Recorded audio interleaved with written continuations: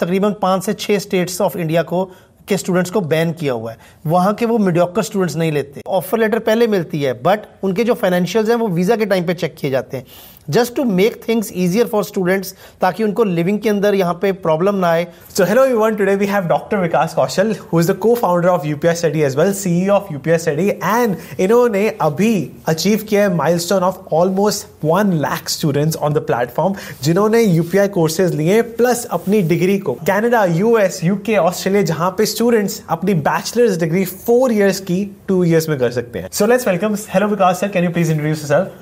I am Vikas Kaushal, as you said. So I am into this education from last 25 years. पहले मैं India में I used to run colleges and universities and then which are still going on. So then I moved to Singapore. वहाँ पे हमने कुछ schools start किए. Then I moved in 2016 to US. And there also we started some schools, and then finally in 2018 we came to Canada, and we founded this UPI with a group of around 118 professors. We all joined together, we made a curriculum for UPI and then get the accreditation and everything. We also started some colleges in Canada. So right now we are earlier we were accredited in UK and then in Canada, and now we are also accredited regionally in US. क्या बात है। सो आपके पास education board का experience तो पहले से था। For example आपने स्कूल्स, इनफैक्ट आपके कनाडा में टोरंटो में सर जहाँ पे हैं हम अभी, वहाँ पे आपके कॉलेजेस हैं। तो can you walk me through the day जब आपने पहली बार यूपीआई स्टडी का आइडिया आपके माइंड में आया एंड यू थॉट कि हाँ ये स्टूडेंट्स के लिए बहुत वैल्यूएबल हो सकता है? So during all my journey, right from last 25 years, मैं स्टूडेंट से मिलता रहता हूँ, जो हमारे पास आउट स्टूडेंट्स भी हैं और जो इन गोइंग स्टूडेंट्स भी हैं। So मैंने ये चीज़ फील की जब मैं यहाँ पे कनाडा में आया कि हर स्टूडेंट जो इंडिया में बैक होम में स्टडी कर रहा है, उसका कहीं ना कहीं ड्रीम है कि मैं यहाँ पर आऊँ फॉरेन स्टडी के लिए, चाहे यूएस, कनाडा, यूके, ऑस्ट्रेलिया, कहीं पे भी जाऊँ, मगर वो उसका ड्रीम है कि मैं 12th के बाद अपनी स्टडी फर्दर स्टडी करने के लिए यहाँ पर आऊँ। मगर उसके अंदर कुछ उनके लिए कॉन्स्टेंट्स थे कि सबसे पहला तो फंड्स, पैसा, जिसके लिए उनके पेरेंट्स को अपनी प्रॉपर्टीज़ एज कोलेक्टरल सिक्योरिटीज़ रखनी पड़ती हैं, लोन्स लेने पड़ते हैं। सो उसके कारण कई स्टूडेंट्स बैकआउट हो जाते थे, वो नहीं पढ़ने के लिए आ पाते थे। सो मैंने ये चीज़ फील की कि this is the right of every student in this world to get education, और जिस तरह की भी वो एजुकेशन लेना चाहता है, हायर स्टडीज़, उसका ये राइट है। तो वो चीज़ को दिमाग में रख के so we collaborated with around 118 professors from the best universities of the world like UFT, UBC, UPenn, Ivy Leagues, few in US.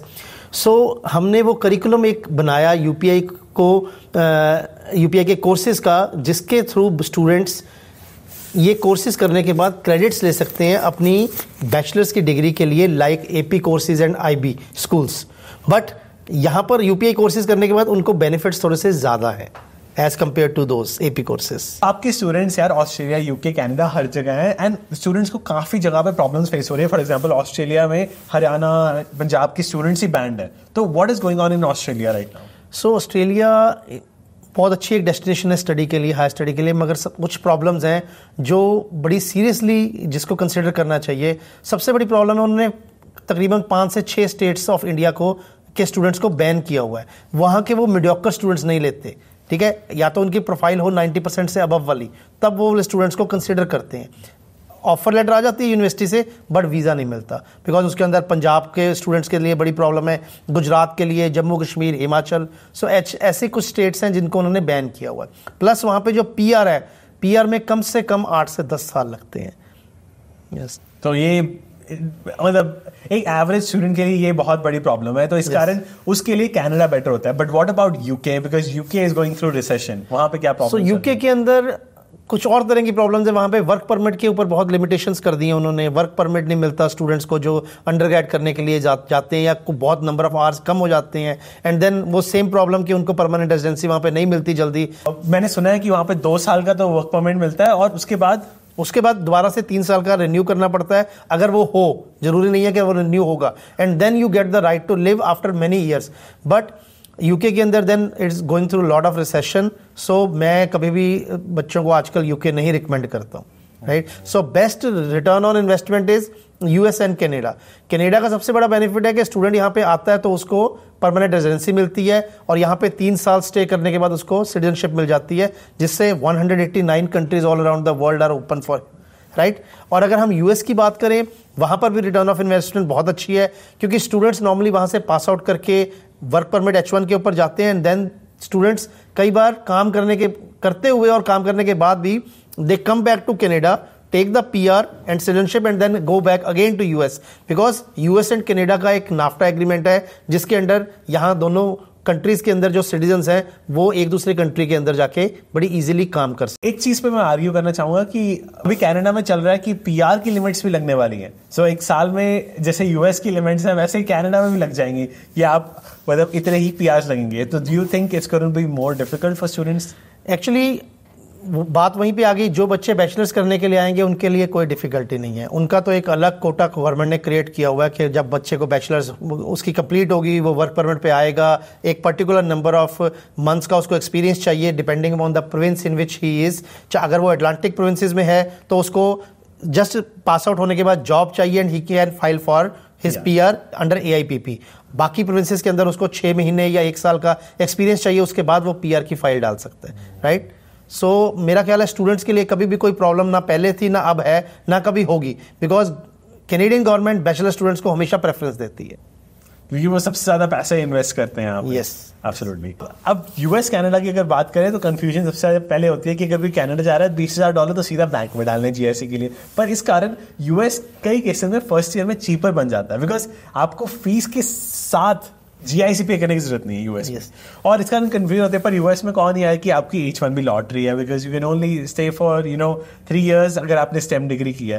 तो what do you think in this case की जो स्टूडेंट्स की कंफ्यूजन है आप कैसे दूर कर पाते हो? देखो, US के अंदर जब कोई स्टूडेंट अप्लाई करता है तो यूनिवर्सिटी I-20 इशू करने से पहले फर्स्ट स्टेप के ऊपर उसके सारे डॉक्यूमेंट्स चेक कर लेती है, उनको गो थ्रू करती है, उसकी जितनी फाइनेंशियल्स हैं वो अप्रूव किए जाते हैं, तब उनको I-20 इशू होता है।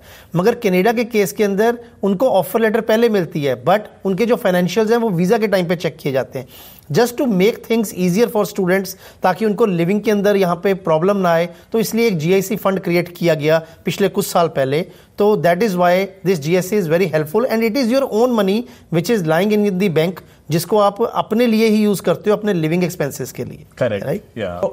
या आई एग्री। अब कनाडा ने लॉ बना दिया, क्या ही कर सकते हैं। अब आप ये बताना कि US में एक होलिस्टिकल प्रोसेस होता है अंडरग्रेड के लिए, पर कनाडा में it is more on the basis of marks. तो एक स्टूडेंट सिर्फ अपने 12th के बेसिस पे एडमिट ले रहा है, तो अपनी प्रोफाइल कैसे इंप्रूव कर सकता है कनाडा में? या you are totally right Harnoor. जैसे US के अंदर तो बच्चे ने एसेज लिखनी है, उसके को करिकुलर एक्टिविटीज़ के बेस के ऊपर उसको वो यूनिवर्सिटी उसको चूज़ करती है, और कनाडा में स्पेशली मार्क्स के बेस के ऊपर गया। मगर मार्क्स के केस के अंदर स्टूडेंट कॉलेज लेवल कोर्सेज ले सकता है, AP कोर्सेज ले सकता है, देन UPI के कोर्सेज ले सकता है, जिससे उसके जो प्रोफाइल है वो स्ट्रांगली बिल्ड हो जाती है एंड उसके बेस के ऊपर उसको वीज़ा के अंदर प्रॉब्लम नहीं आती। तो UPI एक स्टैंडिंग आउट फैक्टर हो जाता है, जिससे वो शो कर पाता है यूनिवर्सिटी को कि उसके पास पहले नॉलेज है। यस, इस शो की जो पढ़ने जा रहा है उसके ऊपर एक्सपीरियंस है। या बिकॉज क्योंकि हाई स्कूल करते हुए स्टूडेंट हाई स्कूल करते हुए भी और करने के बाद भी वो कॉलेज लेवल कोर्सेज लेते हैं UPI से या AP से, जिसके बेस के ऊपर उनकी प्रोफाइल स्ट्रांग बनती है। आपने अभी IB के बारे में बात किया। इंडिया में मेनली जो मोस्ट पॉपुलर बोर्ड है जैसे कि CBSE बोर्ड है, स्टेट बोर्ड्स है, ICSE बोर्ड है, IB में भी जाते हैं, दिस कैम्ब्रिज बोर्ड, काफी ज्यादा बोर्ड्स है। और अगर बच्चों को पता नहीं है, they are so expensive. CBSE और स्टेट बोर्ड के अलावा बाकी बोर्ड्स की फीस 1 साल की 8-8 लाख रुपए चली जाती है। और उन बोर्ड्स का फायदा ये होता है कि जो लोग एब्सोल्युटली IB बोर्ड लेते हैं, कैम्ब्रिज बोर्ड लेते हैं, उनके टॉप यूनिवर्सिटीज में जाने के चांसेस ज्यादा होते हैं, क्योंकि वो बहुत इंटरनेशनल लेवल पे क्रेडिटेड है। CBSE इंडिया लेवल पे क्रेडिटेड है। तो उनका फायदा भी यही होता है कि अगर आप IB बोर्ड के कुछ कोर्सेज लिए तो आप कॉलेज में वो कोर्स आपको लेने की जरूरत ही नहीं है। वो आप अगर आपने जैसे कि इंग्लिश, कंप्यूटर साइंस IB में लिया है, वो लेने की जरूरत नहीं है। पर वो CBSE बोर्ड के पास एडवांटेज कभी होता ही नहीं था। तो वो प्रॉब्लम आप UPI स्टडी के थ्रू सॉल्व कर पा रहे हो, राइट? यस। सो CBSE हो चाहे IB बोर्ड हो चाहे AP कोर्स हो, उसके अंदर एक रिस्ट्रिक्शन है। अब AP के अंदर आप स्टूडेंट्स 1 साल में करीब 4 से 5 AP कोर्सेज करते हैं, और अगर वो एक बार में नहीं क्लियर पाए तो वो नेक्स्ट ईयर के ऊपर चला जाता है, राइट। और रिस्ट्रिक्शन होती है कि कितने नंबर ऑफ क्रेडिट्स वो ले सकते हैं, 4-5 कोर्सेज से ज़्यादा वो एक सेमेस्टर सेव कर सकते हैं। सेम रिस्ट्रिक्शंस IB बोर्ड में भी हैं, राइट। मगर UPI के कोर्सेज का एक सबसे बड़ा बेनिफिट है कि एक तो स्टूडेंट 4-5 नहीं बल्कि अराउंड 24 कोर्सेज लेता है UPI के अंडर, और वो up to 2 years of his bachelors degree he can get credits for. So 4 साल की जो बैचलर्स डिग्री है वो उसकी रिड्यूस होके 2 साल या 2.5 साल की रह जाती है UPI कोर्सेज करने के बाद। सो ये एक मेजर बेनिफिट है जिससे बच्चों का टाइम पीरियड भी रिड्यूस होता है डिग्री का, and also they save lot of money also. Because अगर हम कंपेरिजन करें US की एजुकेशन का, सो एक सेमेस्टर जो नॉर्मली स्कॉलरशिप के बाद स्टूडेंट पे करता है एक सेमेस्टर की फीस, वो अराउंड 25 to 35,000 US डॉलर्स होती है एक सेमेस्टर की। सो अगर वो 2 साल सेव कर रहा है, दैट मीन्स 4 सेमेस्टर सेव कर रहा है, तो रफली वो कहीं ना कहीं $1 लाख से लेके $1,40,000 पेरेंट्स का सेव कर रहा है ड्यूरिंग हिज होल 4 years ऑफ बैचलर्स जर्नी। बिल्कुल सही। मैं अपनी एग्जांपल बताता हूँ। मैंने अपनी 4 years की under graduate degree in computer science Georgia state university में 4 साल की 3 साल में की बिकॉज ऑफ AP कोर्सेज। और इंडिया में AP कोर्सेज की क्या कॉस्ट होती है, $130, और उसे इंडियन रुपीज में कह लो 15,000 to 17,000 रुपीज। और वो कॉस्ट अगर आप देखो 3-4 कोर्सेज, या अगर वो कॉस्ट भी अगर देखा जाए तो मैक्सिमम एक बच्चा 4 से 5 कोर्सेज ही कर सकता है एक साल में, तो देन वो फिर भी आधा सेमेस्टर ही बचा पाएगा। पर एक UPI स्टडी से बच्चा कितने कोर्सेज ले सकता है और कितना टाइम कैसे बचा पाता है? सबसे पहले मैं हरनूर आपको एक बार करेक्ट करना चाहूँगा, जो आपने AP कोर्सेज की बात की, AP एग्जाम्स की फीस है $130, नॉट AP कोर्सेज की। AP कोर्स प्लस अगर एग्जाम की आपकी फीस के ऊपर जाओगे तो वो $950 है फॉर 1 कोर्स प्लस एग्जाम। सो अगर हम UPI कोर्सेज की फीस की बात करें तो हमारे UPI कोर्सेज में हम 24 कोर्सेज का एक बंडल बना के स्टूडेंट्स को देते हैं किसी भी पर्टिकुलर अंडरग्रेड डिग्री में जाने के लिए। तो इन 24 कोर्सेज की जो फीस है वो 4,000 to 6,000 US डॉलर्स होती है, इन कंपैरिजन टू $1,50,000 जो वो 2 साल के अंदर पे करेगा। सो technically student will save lot more money. तो आप कोर्सेज के एग्जांपल्स बता सकते हो कि यार कि कॉलेज के इतने लेवल कोर्सेज आप अपने UPI स्टडी में जो पढ़ा पा रहे हो वो कैसे ट्रांसफर हो पा रहे हैं, ताकि बच्चों को पता चले कि आप कॉलेज की कोर्सेज एक्चुअली UPI स्टडी पे ले रहे हो? देखो, हर एक डिग्री के अंदर कुछ इलेक्टिव कोर्सेज होते हैं, कुछ माइनर्स होते हैं, कुछ मेजर्स होते हैं। तो जब एक स्टूडेंट 12th क्लास क्लियर करता है, वो हमें हमारे साथ कॉल स्केड्यूल करता है, हम उसको काउंसल करते हैं, वो हमें बताता है कि मैं अपनी 12th के बाद मैं कंप्यूटर साइंस की डिग्री करना चाहता हूँ इस यूनिवर्सिटी में, इस कंट्री के अंदर। सो जब उसने कहा कंप्यूटर साइंस की डिग्री करना चाहता हूं, तो हमारे पास से हमने एक 24 कोर्सेज का एक बंडल बनाया हुआ है कंप्यूटर साइंस की डिग्री के लिए। उन 24 कोर्सेज में कुछ कंप्यूटर के रिलेटेड कोर्सेज भी हैं, कुछ इलेक्टिव कोर्सेज भी हैं जो बच्चे ने 4 साल की डिग्री के दौरान करने होते हैं। तो हम उसको वो 24 कोर्सेज ऑफर करते हैं जिससे उसको 2 years वर्थ ऑफ क्रेडिट्स मिलते हैं उन 4 years में से। So technically student goes directly into the 3rd year ऑफ a degree programme. So 3rd and 4th year वो करता है अपनी मनपसंद की यूनिवर्सिटी में, and from there he passes out and then his journey starts from the next. तो वो मेन जो इंपॉर्टेंट कोर्सेज है वो डायरेक्टली स्टार्ट कर पाता है जहां पे सबसे ज्यादा इंपॉर्टेंस होती है। तो अब यार आपके काफी स्टूडेंट्स कनाडा जाते हैं, US जाते हैं, तो काफी कनाडा भी जाते हैं, तो उनके बारे में थोड़ा डिटेल में बात करते हैं, बिकॉज कनाडा आजकल बहुत नेगेटिव PR में चल रहा है। वो कनाडा पे YouTube पे कहीं पे भी सर्च करता है, इतनी नेगेटिव वीडियोस होती हैं कि कनाडा में स्टूडेंट्स खुश नहीं है, जॉब नहीं मिल रही है, उन रिवर्स इमिग्रेशन हो रही है, लोग छोड़ के इंडिया वापस जा रहे हैं। So can you reply to those students कि क्या चल रहा है कनाडा में, बिकॉज आप एक कैनेडियन सिटीजन भी हो? सो ये जो एक हाइप क्रिएट की हुई है कनाडा के बारे में, negative thoughts, reverse immigration, this that, ये सब मेरे अकॉर्डिंग एक फैक्ट नहीं है। तो यहाँ पे हम बात करेंगे सबसे पहले डिप्लोमा वर्सेस डिग्री। जितनी प्रॉब्लम्स ये यूट्यूब वीडियोस में दिखाई जाती है कनाडा के बारे में, जो न्यूज़ में आती है, वो सारी प्रॉब्लम्स एक डिप्लोमा स्टूडेंट्स के लिए होती है। जो बच्चे यहाँ पे डिप्लोमा करने के लिए आते हैं 2 साल का, 2 साल के डिप्लोमे के बाद ना तो उनको अच्छी जॉब मिल पाती है, ना उनको PR मिल जाती है, परमानेंट रेजिडेंसी। मगर उनके कंपैरिजन में जब एक स्टूडेंट डिग्री करने के लिए यहाँ पे आता है, हमारे UPI कोर्सेज के थ्रू जो भी यहाँ पे स्टूडेंट आता है वो डिग्री के लिए आता है। तो जब एक स्टूडेंट डिग्री करने के लिए यहाँ पे आया, अंडर ग्रेजुएट बैचलर्स डिग्री, तो जब स्टूडेंट यहाँ पे डिग्री कंप्लीट करता है तो उसकी जो स्टार्टिंग सैलरी उसको मिलती है वो $90,000 प्लस होती है, एंड प्लस वो परमानेंट रेजिडेंसी के लिए एलिजिबल होता है। पर अगर हम बात करें डिप्लोमा स्टूडेंट की, डिप्लोमा स्टूडेंट को डिग्री स्टूडेंट के साथ मैच करने में तकरीबन 5 से 6 साल लग जाते हैं और तब तक डिग्री स्टूडेंट और आगे चला जाता है। तो इसलिए ये जितनी प्रॉब्लम्स दिखाई जाती हैं वो सिर्फ डिप्लोमा स्टूडेंट्स के लिए, क्योंकि टेक्निकली जब भी कोई एम्प्लॉयर कोई जॉब निकालता है हर कहीं पर आप देखोगे कि यही लिखा होता है कि we need degree students, because एक उनके माइंड सेट है कि जो बच्चा डिग्री यहाँ पे करने आता है वो इंटेलिजेंट है, उसका फोकस है स्टडी के ऊपर। और इवन कैनेडियन गवर्नमेंट भी यही चाहती है, चाहे हम कनाडा की बात करें, यूएस की बात करें, हर कंट्री की गवर्नमेंट ये चाहती है कि हमें डिग्री स्टूडेंट्स चाहिए यहाँ की इकोनॉमी को रेस करने के लिए, right, because they are more focused, उनकी नॉलेज ज़्यादा होती है और वो डिग्री करते हैं।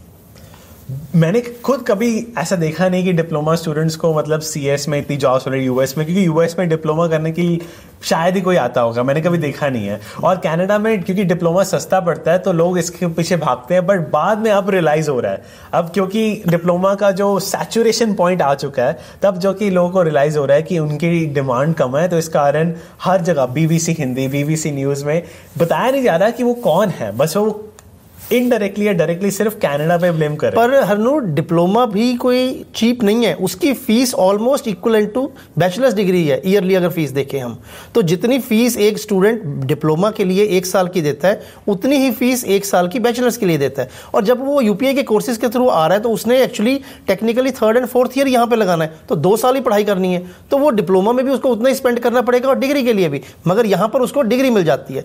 आप एक चीज़ सोचो, जब हम इंडिया में एक स्टूडेंट +2 करता है, वो कहता है मैंने इंडिया में पढ़ना है, वो कभी डिप्लोमा करेगा? कभी नहीं करता। हर स्टूडेंट डिग्री के लिए जाता है।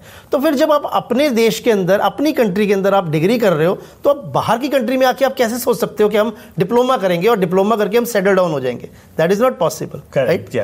तो ये बहुत स्ट्रीमलाइन वे आपने क्रिएट कर दिया है। तो आपकी टीम अब इतनी बड़ी है कि आपके पास 118 प्रोफेसर्स है, आप कनाडा के अभी सिटीजन भी बन चुके हो, आपने कनाडा को लास्ट 5 सालों में देखा है, तो आप बता सकते हो how has Canada evolved in the last 5-6 years? आप बता सकते हो, can you walk us through the first day जब आप कनाडा बिजनेस के लिए आए थे? मैं 2018 में कनाडा में आया था और तब से लेके अगर आज तक की मैं जर्नी देखूं, एक यूनिवर्सल रूल है हर जगह पे जो अप्लाई होता है, कोई भी कंट्री हो, कोई भी सिचुएशन हो, अगर आप मेहनत करोगे, फोकस्ड होगे, तो आपके लिए वो जर्नी बहुत इजी हो जाती है and at the end of the day आपको सक्सेस मिलता ही है। आपकी लाइफ में कभी भी फेलियर्स नहीं होते, इट्स जस्ट द लर्निंग, ठीक है? You learn and you move forward. Struggles हर एक के लिए होती हैं, पर हमने कोशिश की है उस स्ट्रगल्स को, जो स्टूडेंट्स यहाँ पे आ रहे हैं, उन स्ट्रगल्स को थोड़ा सा ईजी बनाने के लिए, ये हमारा मेन पहले दिन से फोकस रहा है। और अगर हम एंटरप्रेन्योर्स की बात करें, कनाडा पिछले 5 साल में बहुत ज़्यादा प्रोग्रेस के ऊपर है, ये बहुत ज़्यादा प्रमोट किया जाता है बिजनेसेस को, but your intention should be genuine. अब कई बार स्टूडेंट्स मेरे से बात करते हैं कि जी वीज़े लगने कम हो गए, ऐसा कुछ नहीं है। जब वीज़ा के लिए भी आप अप्लाई करते हो, आपकी अगर इंटेंशन जेन्युइन है, उनको पता है वीज़ा ऑफिसर को कि आप पढ़ाई करने के लिए आ रहे हो, तो आपको वीज़ा मिलेगा। मगर अगर आपके बैक ऑफ द माइंड में ये है कि मैंने वहाँ जाके डिप्लोमा करना है, जॉब करूँगा, पैसे कमाऊँगा, that is not the approach. कोई कंट्री ये अप्रोच फॉलो नहीं करती और ना वो चाहते हैं। तो इसीलिए कनाडा के अंदर पिछले 5 साल में इतनी प्रोग्रेस हुई है और ये प्रोग्रेस करने वाले इंटरनेशनल स्टूडेंट्स का बड़ा मेजर रोल है इसके अंदर। हम इग्नोर नहीं कर सकते इंटरनेशनल स्टूडेंट्स के रोल को, right? So overall the last 5 years जो मैंने चेंज देखा है कि जीआईसी इंक्रीज हो गया है, मुझे लग रहा है कि कनाडा थोड़ा सा रिच स्टूडेंट्स को टारगेट कर रहा है। आपको क्या लगता है? It's not about the rich students, but Canada ने कुछ लॉज जो चेंज किए उन्होंने स्टडी को अफोर्डेबल बनाया, प्लस वो कह रहे हैं कि हमें डिग्री के लिए स्टूडेंट्स चाहिए, not for diploma. That's now अब एक स्टूडेंट अगर अब यूनिवर्सिटी में चला गया हो, उसने सोच लिया कि वो डिग्री करनी है, तो अब वो कैसे अपने पैसे बचा सकता है? क्योंकि शायद उसे यूपीआई के बारे में पहले नहीं पता था। हाँ, तो जो स्टूडेंट्स अभी ऑलरेडी डिग्री कर रहे हैं यूनिवर्सिटीज़ के अंदर, so what they can do internships in their summer, और इंटर्नशिप से they can make good money that can fund their living expenses as well as their education. So while in doing internship in summer, they can enroll in UPI courses, और वो ये UPI courses करके उनको regionally accredited एक certificate मिलेगा which will be applicable for all the universities here, और उससे उनको credits मिलेंगे, और जिससे उनके जो यूनिवर्सिटी का जो डिग्री का जो टाइम पीरियड है that will reduce. It's not too late, so students who are watching this video अभी भी check out कर सकते हैं UPS study with the links in description below. And what will be the final message आप जो students को देना चाहो जो ये वीडियो देख रहे हैं, मतलब जो कनाडा के बारे में थोड़ा सा fear है जिनके बारे में अभी भी? सो मैं यही कहूँगा कि चाहे वो कनाडा में आना चाहें स्टूडेंट्स, चाहे यूएस के अंदर आना चाहें, मेन चीज़ है कि उनको फोकस अपना स्टडी के ऊपर रखना पड़ेगा, because they should not concentrate on next 1 to 2 years और 3 years ऑफ जर्नी।